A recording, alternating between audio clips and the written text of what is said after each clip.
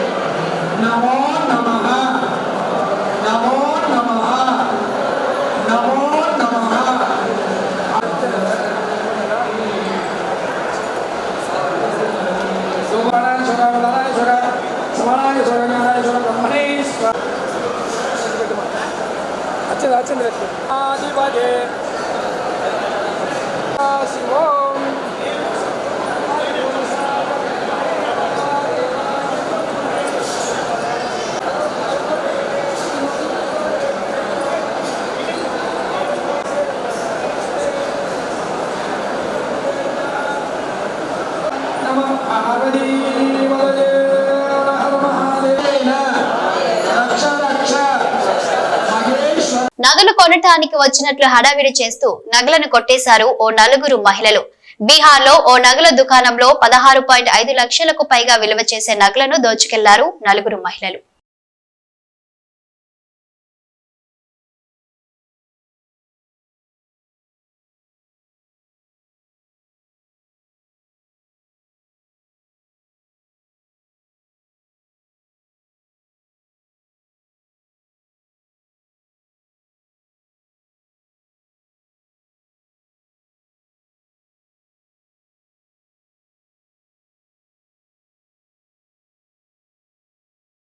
ఓట్ల కోసం ఇంటింటి కుటుంబ సర్వే చేయట్లేదని సుప్రీంకోర్టు తీర్పు ప్రకారం బాధ్యతతో సర్వే చేస్తున్నామని అన్నారు మంత్రి పొన్నం ప్రభాకర్. ప్రభుత్వం బలవంతంగా ఆధార్ పాన్ వివరాలు సేకరించలేదని, ఇష్టం ఉంటేనే కులం ఆధార్ పాన్ వివరాలు చెప్పొచ్చని తెలిపారు. ఎన్యూమరేటర్ల విధులకు ఆటంకం కలిగిస్తే చట్ట ప్రకారం చర్యలు తీసుకుంటామని హెచ్చరించారు మంత్రి పొన్నం ప్రభాకర్. ప్రతి తెలంగాణ పౌరుడు సహకరించమని ప్రభుత్వం పక్షాన విజ్ఞప్తి చేస్తా ఉన్నాం. ఇది ఎవరి సమాచారాన్ని ఇబ్బంది పెట్టేందుకు సంబంధించింది కాదు. ఇది బలహీన వర్గాలకు మాత్రమే పరిమితమైనటువంటిది కాదు. ఇది ఈ తెలంగాణ రాష్ట్రంలో ఉన్నటువంటి ఆలోచన ప్రకారంగా భవిష్యత్తు ప్రణాళిక అభివృద్ధికి సంబంధించిన దిక్సూచి అవసరం కొరకు తీసుకుంటున్న సమాచారము.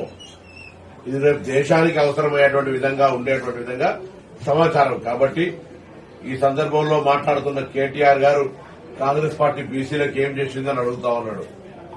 అసలు బీసీల గురించి మాట్లాడే అర్హత లేదు కేటీఆర్ గారికి. కేటీఆర్ గారు ఒకవేళ నిజంగా మీరు బీసీల గురించి మాట్లాడే అర్హత సంపాదించాలంటే మీ దగ్గర ఉన్నటువంటి అధ్యక్ష పదవి కావచ్చు, కార్యనిర్వాహక అధ్యక్ష పదవి కావచ్చు, శాసనసభ పక్ష నాయకత్వం కావచ్చు, అందులో నుంచి ఏదో పదవులు ఒకటి ఎస్సీలకు ఒకటి బీసీలకు ఇస్తే మీకు మాట్లాడే అర్హత వస్తుంది కనీసం. ఇలా గతంలో స్థానిక సంస్థల ఎన్నికల్లో బీసీలకు అన్యాయం చేసిన మీరు మాట్లాడే అర్హత ఎక్కడిది? మీరు కుటుంబంగా ప్రాంతీయ పార్టీ అంటే ఒక రాజరిక వ్యవస్థ లెక్క ఉండేటువంటి మాట్లాడే వాళ్ళు ఎక్కడ మీరు బీసీలకు సంబంధించిన న్యాయం ఉంది? అందుకే ఈ రోజు రేవంత్ రెడ్డి గారి నాయకత్వంలో జరుగుతున్నటువంటి ఈ కుల సర్వే దేశవ్యాప్తంగా జరగాలని డిమాండ్ చేస్తున్న సందర్భంలో ఇష్టం లేని బీజేపీ తెలంగాణలో బీసీలకు అన్యాయం చేయాలనే ఆలోచనతో ఉన్నటువంటి టీఆర్ఎస్ పార్టీ కలిసి ఈ యొక్క సర్వేకు సంబంధించి అక్కడక్కడ అప్రతిష్ట పాలు చేసే ప్రయత్నం చేస్తా ఉన్నారు. ఇది ప్రభుత్వం జీవో నెంబర్ 18 ద్వారా యావత్ తెలంగాణ ప్రజల యొక్క సమాచారం తీసుకుని తద్వారా ఉన్నటువంటి అసమానతలు తొలగించి అన్ని రకాల న్యాయం చేయాలనే ఆలోచనతో ముందుకు పోతా ఉన్నాం. కాబట్టి దయచేసి ప్రజలు సహకరించండి.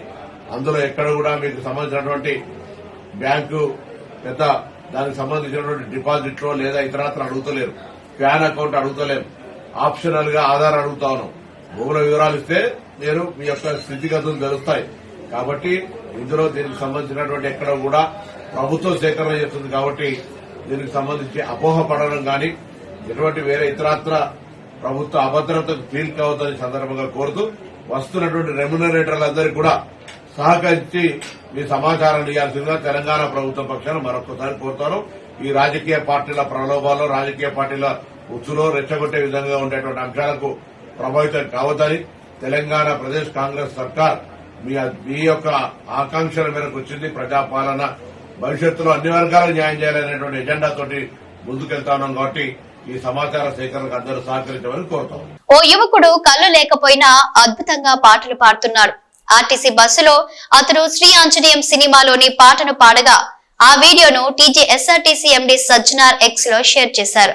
మనం చూడాలే కానీ ఇలాంటి మట్టిలో మాణిక్యాలు ఎన్నో ఉంటాయి కదా, ఒక అవకాశం ఇచ్చి చూడండి కీరవాణి సార్ అని పేర్కొన్నారు టీజీఎస్ఆర్టీసీ ఎండీ సజ్జనార్.